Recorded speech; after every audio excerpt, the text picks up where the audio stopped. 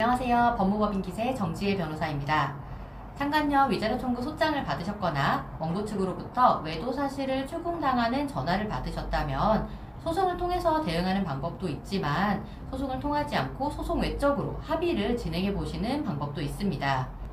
어떤 방법이 더 좋고 나쁘다를 따지기는 사실상 어렵고요. 각자 구체적 사정에 따라서 자기에게 맞는 방법을 선택해서 진행을 하시면 되겠습니다. 상담을 진행해 보면은요, 상간 사건의 피고분들은 보통 빠르고 신속하게 사건이 종결이 좀 되었으면 좋겠다라는 부분들에 대해서 말씀을 많이 해주시고요. 또 하나는 이제 혹시라도 원고 측이 이런 상간 소송에 내가 휘말렸다는 사실을 가족이나 지인 혹은 회사에 퍼뜨릴까봐 그런 부분에 대해서 걱정을 가장 많이 하십니다. 그런데 보통 상간 소송을 진행하게 되면은 아무리 빨라도 6개월에서 10개월 정도의 기간이 소요가 됩니다.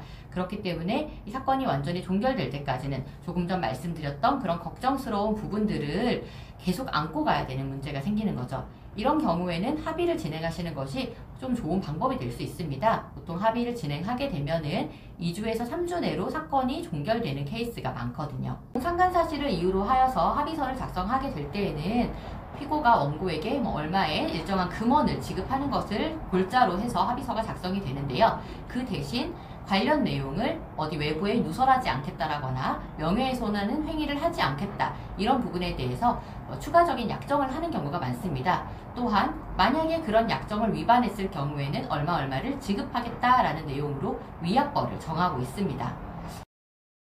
그런데 이렇게 위약벌까지 정했으면 피고는 마냥 안심할 수 있을까요? 그렇지 않습니다. 예를 한번 들어보겠습니다. 피고가 원고에게 3천만 원을 지급했어요. 위자료로. 그리고 합의서를 작성을 했고요. 비밀누설 금지 약정도 했습니다. 그리고 위약벌로 만약에 원고가 그 약정을 어기고 피고의 상간 사실을 외부에 누설했거나 명예훼손하는 행위를 했을 때 1천만 원을 지급하는 위약벌 약정을 했어요. 그런데 원고가 3천만 원을 지급받은 다음 피고의 회사에 피고의 상간 사실을 알렸습니다. 그리고 1천만 원을 지급한 거죠. 피고 입장에서는 3천을 주고 명예는 훼손당하고 1천만 원을 돌려받았어요. 결국에 2천만 원을 주고 직장의 상간 사실이 밝혀지게 된 셈이 되는 거죠. 이런 어처구니 없는 상황이 발생할 수도 있습니다.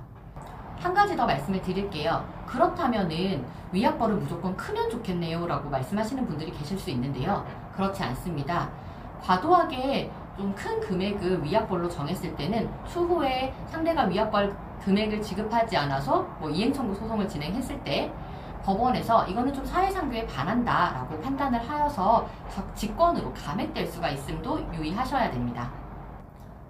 결국 합의서를 작성할 때에는 그 합의서에 내가 꼭 원했던 바가 충분히 담겨져야 하고요. 또한 너무 당사자 일방에게만 유리하게 작성돼서 추후에 그 유효성이 부정될 수 있는 그런 합의서가 작성되면 안 되도록 유의하셔야 합니다.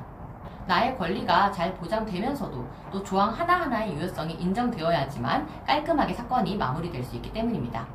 가급적 합의서를 작성하고 서명하기 전에는 전문 변호사의 검토를 한번 받아보시는 것이 좋을 것 같습니다.